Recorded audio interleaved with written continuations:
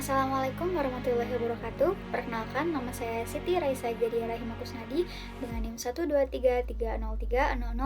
Saya dari jurusan Hukum Tata Negara. Di sini saya akan membahas sedikit tentang problematika MK, MA, dan Badan Legislatif DPR RI terkait dengan aturan pilkada pakai putusan MK. Kaisang tidak bisa maju pilgub. DPR batal mengesahkan revisi Undang-Undang Pilkada yang isinya berbeda dari putusan MK setelah berbagai elemen masyarakat melakukan demonstrasi.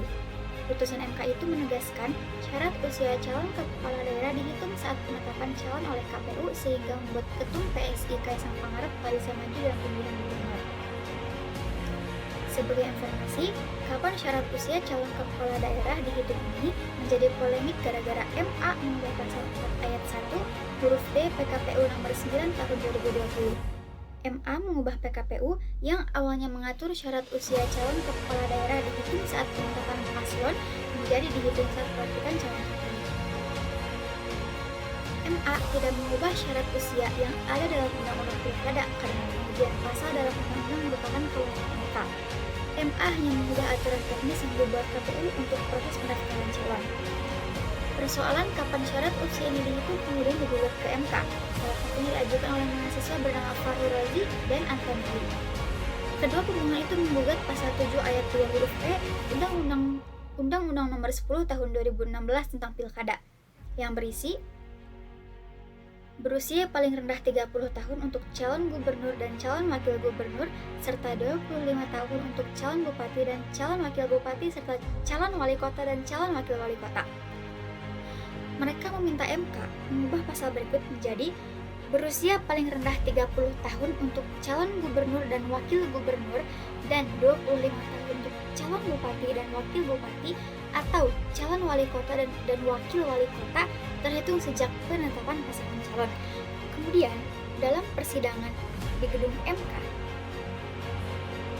membacakan putusan terkait perubahan pasal tersebut. Dan isinya MK menolak menambahkan frasa seperti yang diminta pemohon. Menurut MK, pasal tersebut sudah jelas dan tidak perlu ada tambahan frasa apapun. Meskipun tidak mengubah isi pasal, MK menegaskan selama ini syarat usia calon kepala daerah selalu dihitung dan harus terpenuhi saat penetapan pasangan calon kepala daerah. MK mengatakan praktik itu sudah dilakukan sejak pilkada 2017, 2018, hingga 2020. MK pun menegaskan KPU harus mengikuti pertimbangan MK bahwa syarat usia dihitung saat penetapan pasangan calon. MK menegaskan pasangan calon kepala daerah yang tidak memenuhi syarat usia saat penetapan pasangan calon bisa dinyatakan tidak sah saat ada sengketa hasil pilkada di MK. Badan Legislasi DPR kemudian menggelar rapat pada Rabu 21 Agustus 2024. Para wakil rakyat ini mempertanyakan pasal revisi Undang-Undang Pilkada akan mengikuti putusan MA terhadap PKPU atau putusan MK terhadap RUU Pilkada. Singkat cerita, rapat ini menyetujui perhitungan syarat usia mengikuti putusan MA terhadap PKPU. Hal itu diputuskan usai mayoritas fraksi di DPR menyetujuinya. Jadi, pasal yang disepakati dalam rapat balik berisi berusia paling rendah 30 tahun untuk calon gubernur, calon wakil gubernur, serta 25 untuk calon bupati, calon wakil bupati, dan calon wali kota dan calon wakil wali kota terhitung sejak pelantikan pasangan terpilih. Setelah balik DPR sepakat mengubah Undang-Undang Pilkada berbeda dari putusan MK, massa di berbagai daerah menggelar demonstrasi pada Kamis 22 Agustus 2024 atau bertepatan dengan rapat paripurna DPR yang diagendakan untuk pengesahan rancangan revisi Undang-Undang Pilkada menjadi undang-undang. Kuota forum rapat paripurna DPR tak tercapai sehingga rapat paripurna yang telah dibuka sekitar pukul 9.30 itu diskors. Setelah skors dicabut, quorum juga tak terpenuhi. DPR akhirnya membatalkan rapat paripurna. Pada malam harinya, Wakil Ketua DPR RI dari fraksi Gerindra yang bernama Sufmi Dasko Ahmad menegaskan bahwa DPR batal melakukan pengesahan revisi Undang-Undang Pilkada. Dia menegaskan putusan MK berlaku sebagai syarat pendaftaran calon di Pilkada. Berkat putusan tersebut, Kaisang tidak bisa maju pada Pilgub kali ini karena umur Kaisang pada saat itu belum capai 30 tahun, karena Kaisang baru akan berulang tahun pada tanggal 25 Desember 2024. Kenapa saya mengangkat masalah tersebut? Karena seharusnya balik tidak perlu mempertimbangkan akan memilih putusan MA atau MK, karena seharusnya balik mengikuti keputusan MK. Kenapa? Karena keputusannya itu bersifat final dan mengikat bagi semua pihak termasuk DPR dan balik, dan sesuai dengan prinsip negara hukum. Apa hubungannya dengan negara hukum? Karena Indonesia sendiri adalah negara hukum sesuai dengan pasal 1 ayat 3 Undang-Undang Dasar 1945.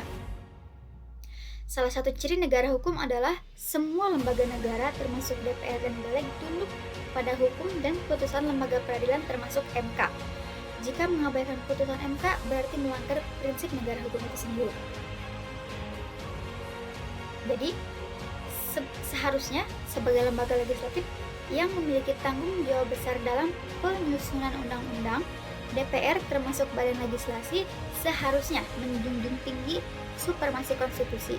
Dalam hal ini, putusan MK sebagai pengawal Undang-Undang Dasar 1945 bersifat final dan mengikat, sehingga harus menjadi pedoman utama dalam setiap proses legislasi. Mengutamakan putusan MK bukan hanya mencerminkan kepatuhan terhadap prinsip negara hukum, tetapi juga menjaga keabsahan undang-undang yang dihasilkan. Sebaliknya, putusan MA lebih berfokus pada pengujian peraturan di bawah undang-undang sehingga tidak relevan untuk diutamakan dalam konteks legislasi. Dengan menghormati putusan MK, DPR menunjukkan komitmennya dalam memastikan produk hukum yang konstitusional dan berpihak kepada kepentingan rakyat. Jadi dalam video ini kita harus menekankan pentingnya supremasi konstitusi dan peran MK dalam sistem hukum Indonesia sambil tetap menghargai fungsi MA dalam ranahnya yang berbeda. Sekian yang dapat saya sampaikan. Terima kasih. Wassalamualaikum warahmatullahi wabarakatuh.